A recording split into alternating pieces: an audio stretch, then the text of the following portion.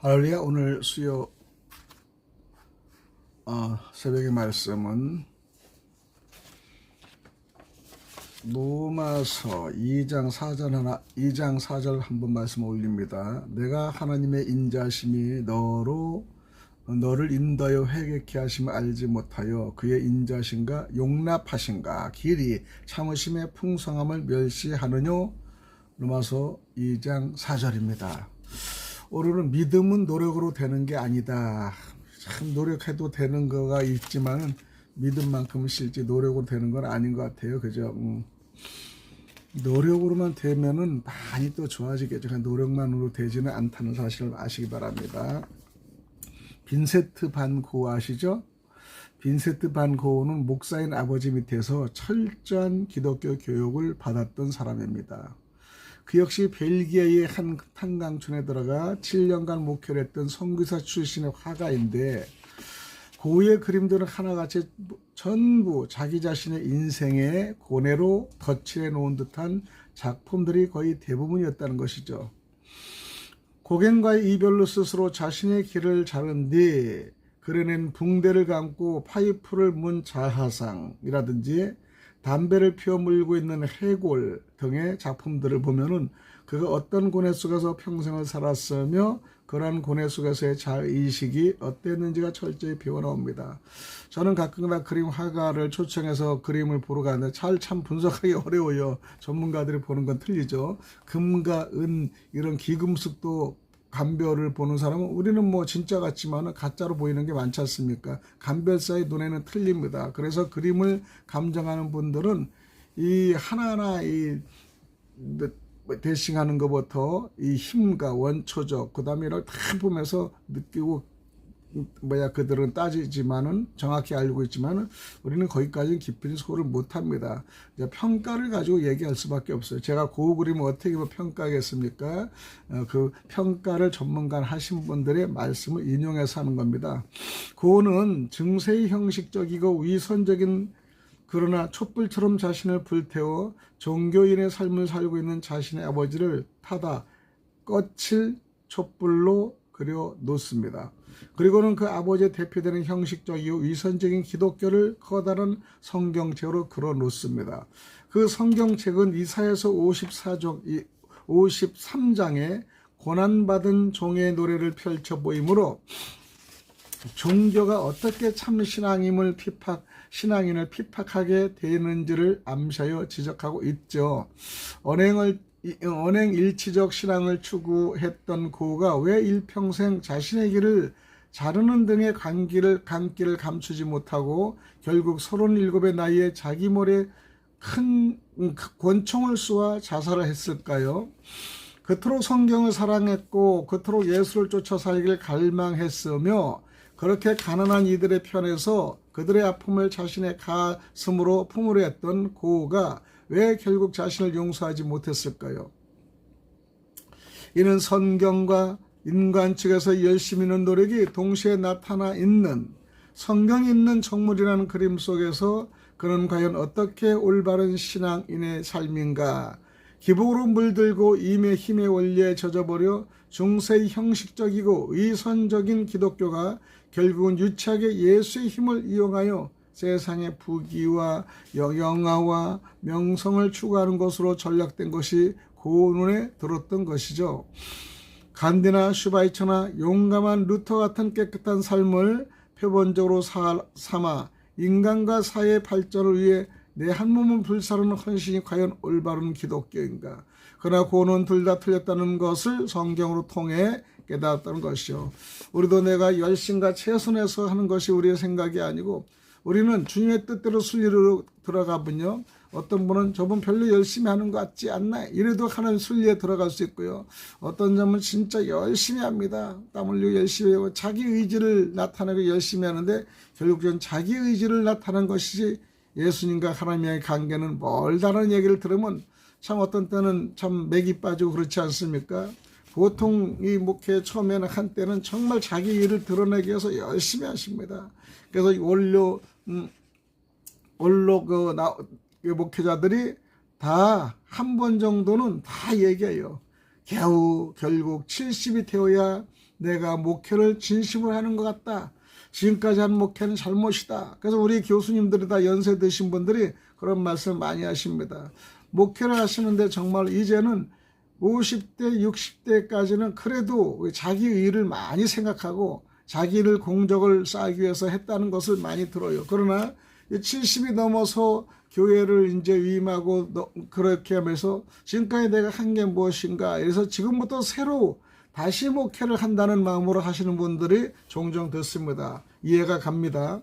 그래서 간디나 수바이처나 용감한 루터 같은 사람은 깨끗한 삶을 표본으로 삼아 인간 사회의 발전을 위해 내 한 몸을 불사르는 현실이 과연 올바른 기독교인가 생각해 볼 만하죠. 그러나 고은은 둘 다 틀렸다라는 것을 성경을 통해서 알리는 겁니다. 고은은 자신의 언행일치의 삶에 다소 결박증, 집착을 보인 정도로 율법적인 사람이었죠. 가난하고 고통받는 사람들과 함께 울고 웃으며 그들의 아픔과 평등과 인권을 위해 이 한 몸 불사르게 되어주는 것이 올바른 신앙인의 삶이라고 생각한 교회들에게 고의의 인생이야말로 경각심을 불러일으키에 아주 좋은 본보기를 던지는 겁니다. 그림으로써요. 특히 율법적인 삶을 고집하는 목사들에게 고의 삶과 그의 그림 한 점은 회개를 부역케 하는 커다란 걸작품이라고 얘기할 수 있죠.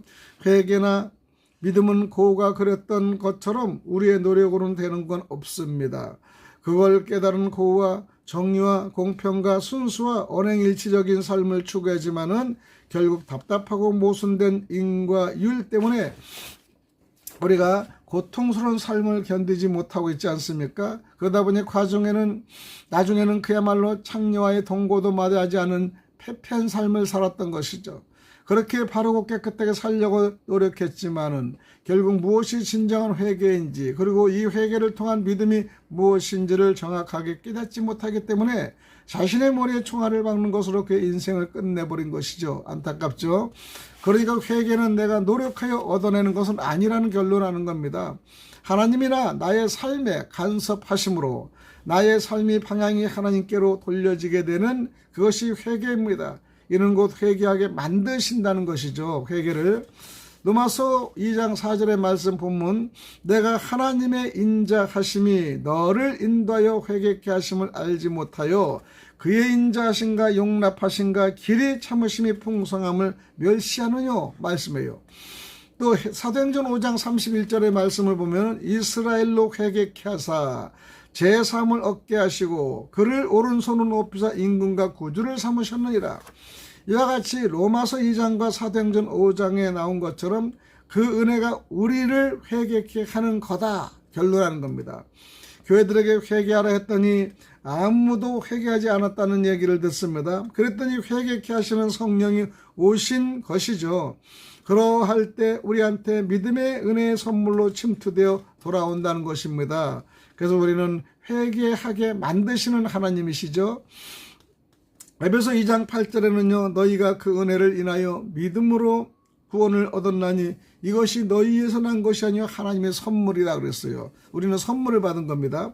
따라서 구약의 율법은 신약의 예수 그리스도 안에서 완성이 된 것이죠. 구약의 율법은 죄를 깨닫게 하기 위해 하나의 교제일 뿐입니다. 율법 자체가 결론은 아니죠. 그러므로 예수 그리스도 안에서 율법이 완성될 때 믿음이 은혜로 거저 주어진다는 것입니다.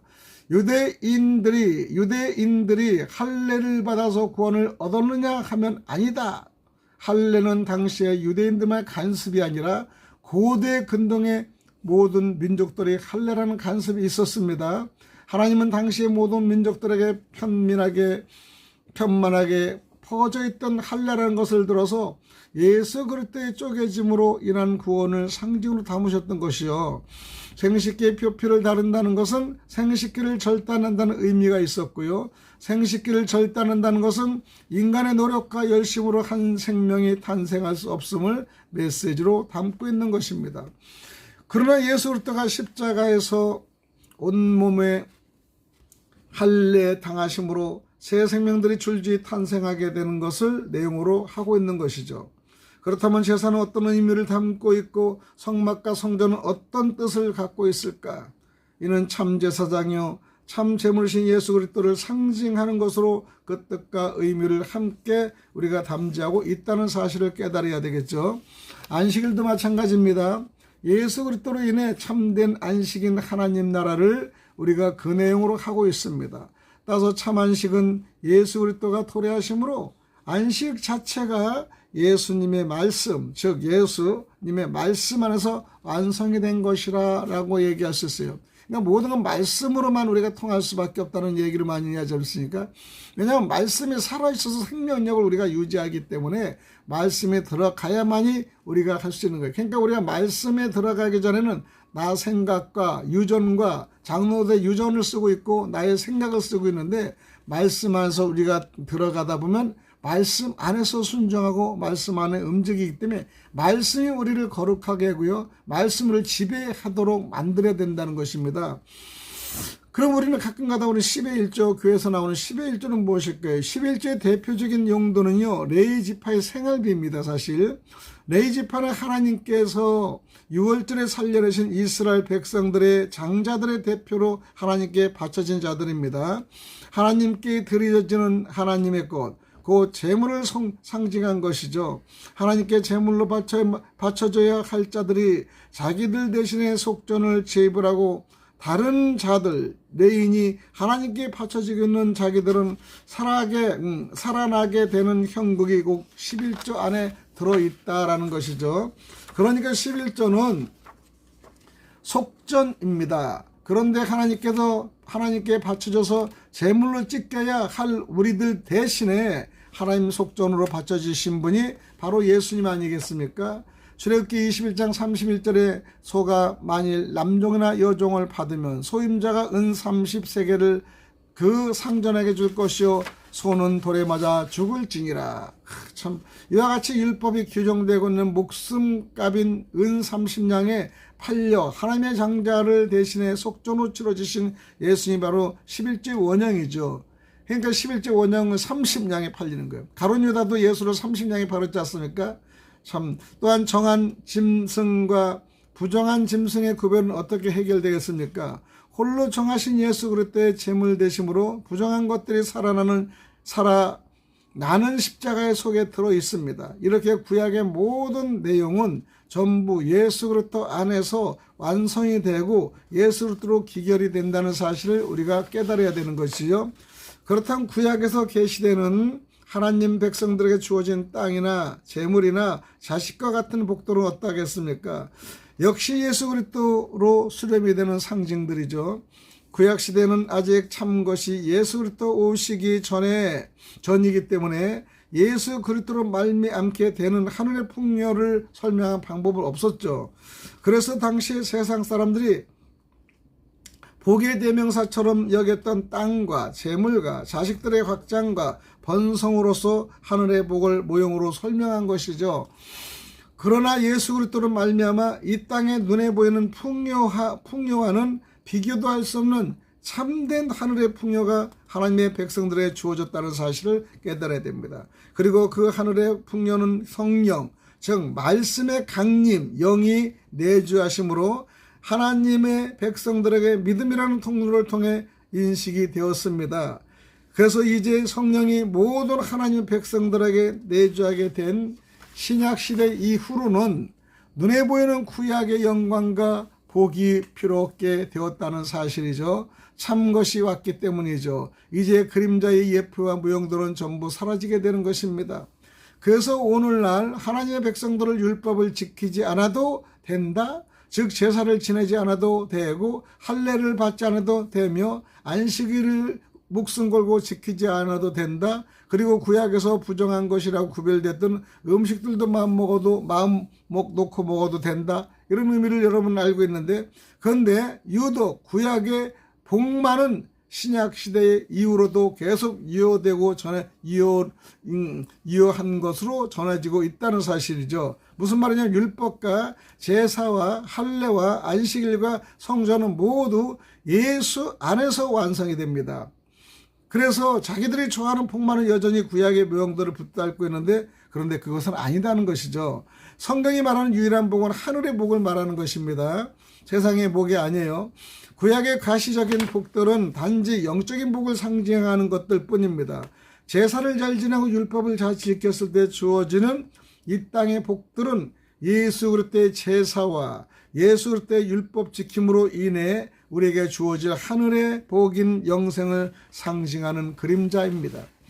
오히려 예수 그리스도의 십자가 이외에는 믿음이라는 것으로 보이지 않는 것을 실제로 받아들여야 하는 구약과는 정반대 삶이 성도들에게 요구되고 있지 않습니까? 재물이나 땅이나 자손이나 건강 등에 보이는 것으로 설명이 되었던 구약에서의 그 하늘의 풍요가 이제는 성령을 통해 믿음을 선물로 받은 일련의 무리들에게 하늘, 즉 교회의 참 지성소같이 보이기 시작한 것이죠. 그러나 보이지 않음 속에서의 보임의 삶을 증거하는 것이 바로 성도들의 삶일 것입니다. 그래서 우리가 아무리 종교 행위를 열심히 한다 해도 그 보답으로 재물이나 땅이나 자손들의 풍성함이나 건강이 주어지지는 않는다는 것이죠. 그래서 그렇게 주어지지 아니하는 것이 맞다는 뜻입니다. 그래야 예수 그리스도의 은혜의 복음을 이해한 믿음의 사람들이 되는 것이죠. 율법을 지키고 제사를 지내고 할례를 받음으로 재물과 땅과 자손과 건강이 주어지는 시대는 그림자요. 예표의 시대인 구약시대에 다 지나간 것들입니다. 교회가 이를 잘 이해해야 되겠습니다. 물론 우리에게 주어지는 모든 것을 하나님께 주시는 건 맞습니다. 그렇지만 이 세상에서 하나님께서 종교 행위의 보상으로 주시는 세상의 힘과 세상의 복 같은 것은 없다는 것입니다. 그래서 초대교회 때 바울이나 요한 같은 사도들이 여전히 구약을 율법을 강조하며 가르치던 자들을 향해 거짓 선지자들, 적그리스도라 부른 것이죠. 거짓 선지자들과 적그리스도들이 예수님을 전하지 않았을까요? 그들도 전했습니다. 그러나 하나님하고 예수를 알지 못해서 사실은요. 그리고 예수를 팔아먹었죠, 사실. 그렇기 때문에 그들도 역시 예수님을 전한 사람들이었으나 잘못 전하고 거짓 선지자의 말에 움직인 겁니다. 지금도 예수를 전달하고 선포하고 전달하는 사람이 거짓 선지자와 악령의 이 말로 전달하면 아무런 의미가 없습니다.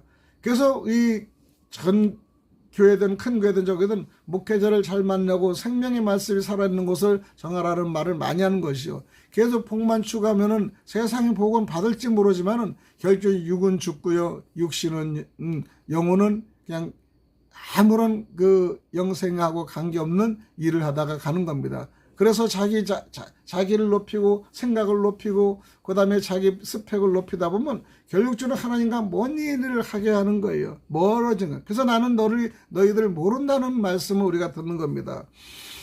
그들도 역시 예수님을 전한 사람들은 맞습니다. 옛날에 거짓 선지자들 예수 놓고 팔아먹잖아요. 지금도 뭐 잘못하는 사람 이단들이 예수를 전하죠.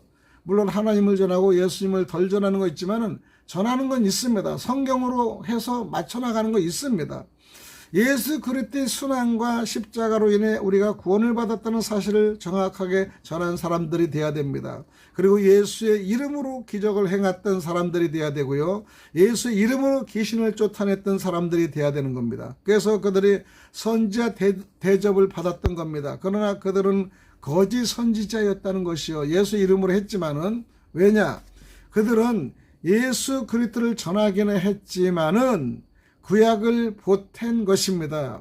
율법을 지켜 이 땅의 것으로 복을 받자 그들은 예수 그리스도를 전하긴 했지만은 예수 그리스도가 구약의 결론이라는 것을 인정하지 않았기에 거짓 선지자요 적그리스도가 된 것입니다. 엄밀히 말하면 그들은 예수 그리스도를 온전히 이해하지 못한 상태에서 예수 이름만 부르던 마귀들이었다는 것을 오늘 아셔야 됩니다. 그들은 가르치지만 마귀입니다. 이것이 계시록 20장 10절에 나오는 겁니다. 또 저희를 미혹하는 마귀가 불과 유황못에 던지오니 거기는 그 짐승과 거짓 선지자도 있어 세세토록 밤낮 괴로움을 받느니라. 얼마나 무서운 얘기입니까? 그래서 우리는 행위에서 우리는 규례에서도 다 이을 수 없고요. 우리는 예수만이 할 수 있는데 그거를 신심으로 예수의 마음을 알지 못하면 우리는 문제가 되는 겁니다. 그래서 우리 초대교회 때 바울이나 요한 같은 사도들이 여전히 구약을 율법을 강요하고 지금도 어떤 때는 구약 신학을 강요해서 구약과 신학을 마침 따로 노는 것 같지 않게 하는 분들이 있어요. 구약은 예수를 가리키고 오실 예수를 많이 증명합니다. 그리고 믿음의 실상을 얘기도 많이 하는 신약도 있지 않습니까? 그러니까 우리는 구약과 신약의 골조가 맞아야지 우리 신앙이 올라가는 거예요. 어떤 분은 구약만 하고 어떤 분은 신약만 하고 그렇게 해가지고는 신앙의 골조가 서지 않고요.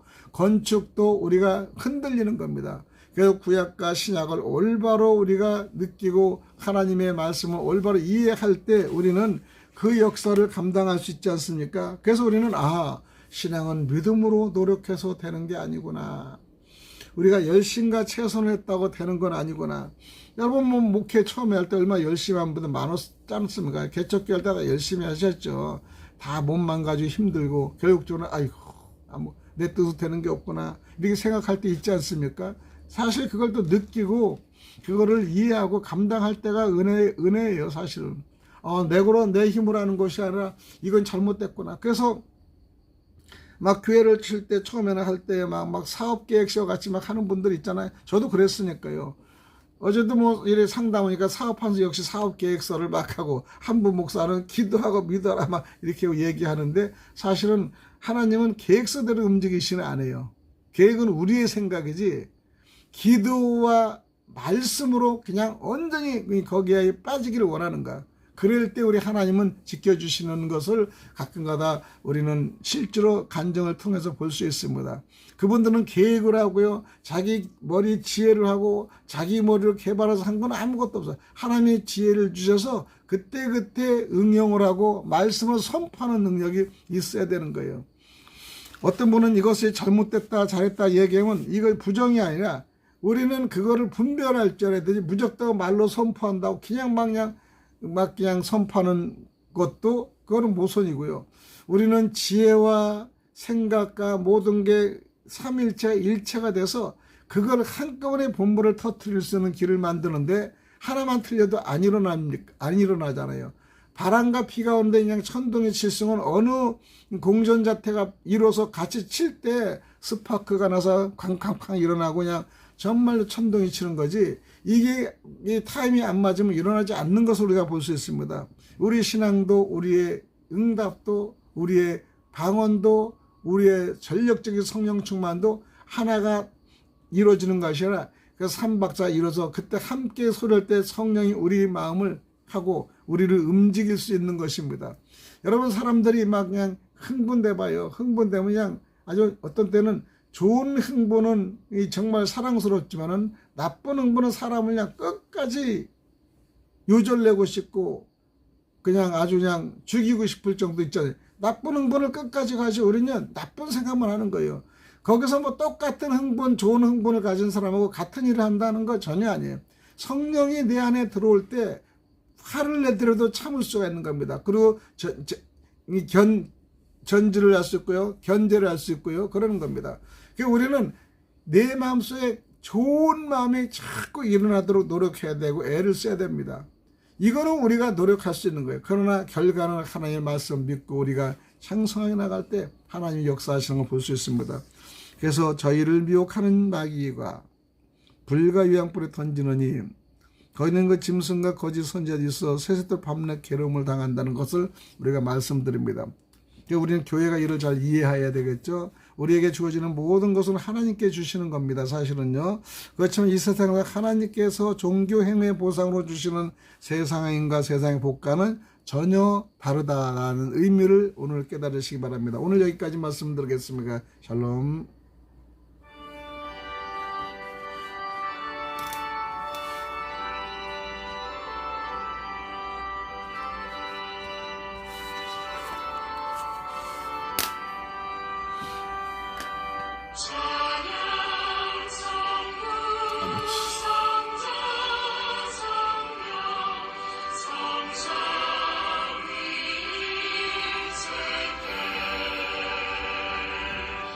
영 하기까지 영광을 돌리세 영광을 돌리세 아멘.